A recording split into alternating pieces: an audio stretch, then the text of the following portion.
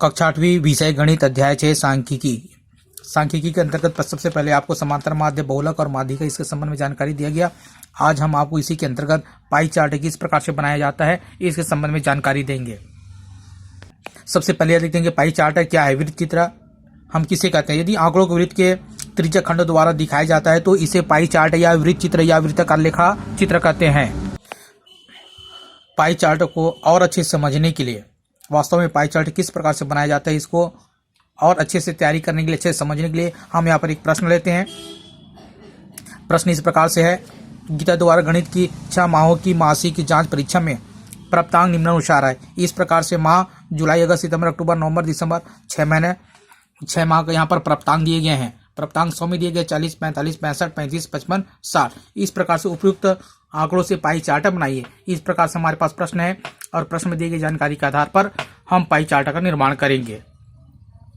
सबसे पहले 6 माह में, प्रत्येक माह में जो अंक मिला सबको जोड़ते हैं और इस प्रकार से कुल प्राप्तांक ज्ञात करते हैं। जब सबको जोड़ते हैं 40 धन 45 धन 65 धन 35 धन 55 धन 60 सबको जोड़ते दिया होता है 300 अंक। इसी के साथ आपको मालूम है वृत्त के केंद्र पर बना कोण कोण होता है 360 अंश का कोण बनता है वृत्त के केंद्र पर। अब आगे हम 6 महीने का अर्थात प्रत्येक माह में प्राप्तांक का कोण ज्ञात करेंगे। जैसे जुलाई में प्राप्तांक कोण, जुलाई में 40 अंक मिला, इसे हम किस प्रकार से कोण बदलेंगे? तो केंद्र पर बना कोण 360 है, इसे हम कुल प्राप्तांक से भाग करेंगे। जैसे 360 बटे 300 गुणित उस माह के प्राप्तांक से गुणा करेंगे हम। इस प्रकार जुलाई में प्राप्तांक को जब इससे हम हल करते तब ये होता है 48 अंश। ठीक इसी प्रकार से अगस्त माह में जो अंक प्राप्त हुआ 45, इसका हमको कोण ज्ञात करना है। तब पुनः हम 360 को कुल प्राप्तांक से भाग करेंगे और उस माह में प्राप्तांक से गुणा करते हैं, तब आता है 54। इसी प्रकार सितंबर माह का निकाला गया 78 अंश। इसी प्रकार से अक्टूबर माह का निकलता है 42 अंश। ठीक इसी प्रकार से हल करेंगे तो नवंबर माह का निकलता है 66 अंश। इसके बाद अंतिम दिसंबर माह का निकलता है 72 अंश। आपने जो यहां पर अंश निकाला यह सही है कि गलत है, इसकी आप जांच कर सकते हैं। सभी को जोड़ दिए 360 आना चाहिए। इस प्रकार जब हम सबको जोड़ते हैं तो यह 360 अंश होता है। इस प्रकार से निकाला गया जो अंश वह सही है। यदि सभी अंकों का योग 360 नहीं आता है तो आप जांच कीजिए, कहीं पर गलती हुई होगी, कहीं पर त्रुटि होगा, उसका आप सुधार कीजिए। सुधार करने के बाद पुनः जोड़कर देखिए 360 आ रहा है क्या। यदि आता है तब ठीक आगे बढ़ेंगे। पाई चार्ट बनाने के लिए हम सबसे पहले एक वृत्त बना लेते हैं। वृत्त कितना बड़ा होगा, कितना छोटा होगा, ये आपके ऊपर निर्भर करता है। इसके लिए कोई बंधन नहीं है, आप छोटा भी बना सकते हैं, बड़ा भी बना सकते हैं, लेकिन बहुत छोटा नहीं बनाना है और बहुत ही बड़ा भी नहीं बनाना है। आप मीडियम साइज का वृत्त बना सकते हैं। इस प्रकार से हमने एक वृत्त बनाया, यह वृत्त का केंद्र है। अब हम इस केंद्र से वृत्त के परिधि तक एक लाइन खींच देते हैं, एक सीधी लाइन इस प्रकार से हम खींच देते हैं। इसके बाद आप अपने कंपास बॉक्स से इस प्रकार से एक चांद लेंगे और चांद को इस प्रकार से ठीक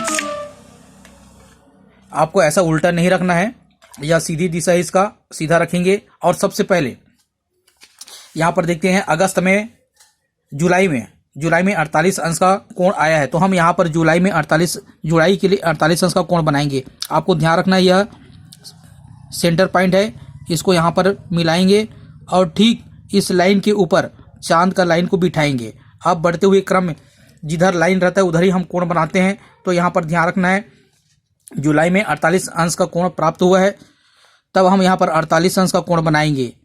10, 20, 30, 40 आपको बढ़ते क्रम में लेना है। ध्यान रखना इधर से नहीं गिनना है, यह घटते हुए क्रम में, यह बढ़ते हुए क्रम में है।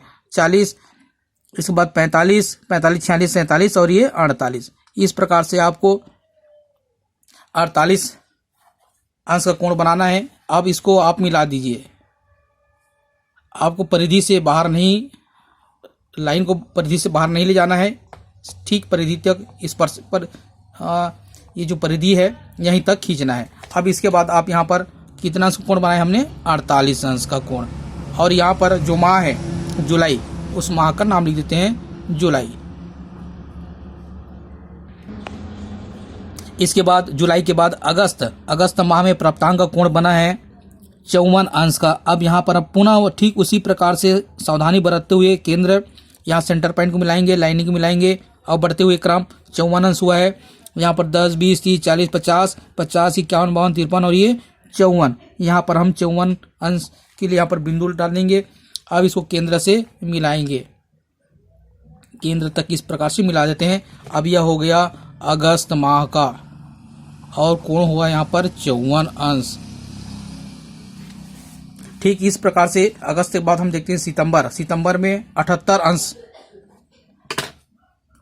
आया है। अब यहाँ पर हम 78 अंश का कोण बनाएंगे। इस प्रकार से पुनः मिलान करते हुए बिल्कुल सावधानी रखना है। 78, यहाँ पर 70 है, 70 के बाद 75, 76, 77 और 78। इस प्रकार से आपको 78 अंश का कोण बनाना है।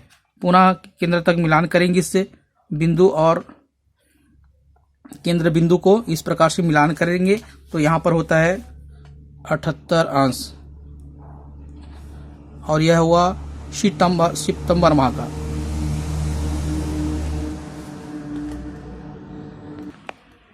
सितंबर के बाद अक्टूबर में 42 अंश का कोण बना है। यहाँ पर हम 42 अंश का कोण बनाएंगे। ठीक इस प्रकार से 42 अंश का कोण बनाते हैं।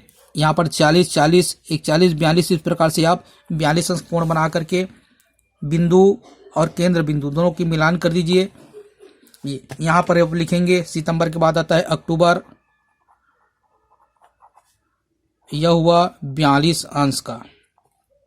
ठीक इसके बाद नवंबर में 66 अंश कोण प्राप्त हुआ है, तब यहाँ पर हम 66 अंश का बनाएंगे। इस प्रकार से 66 अंश का कोण बनाते हैं। बढ़ते क्रम लेंगे हम 10, 20, 30, 40, 50, 60, 65 और ये 66 अंश। पुनः केंद्र बिंदु और ये कोण बिंदु का ऐसे मिलान कर देते हैं। यहाँ पर लिखेंगे हम अक्टूबर के बाद आता है नवंबर और यहाँ पर कोण बना 66 अंश का।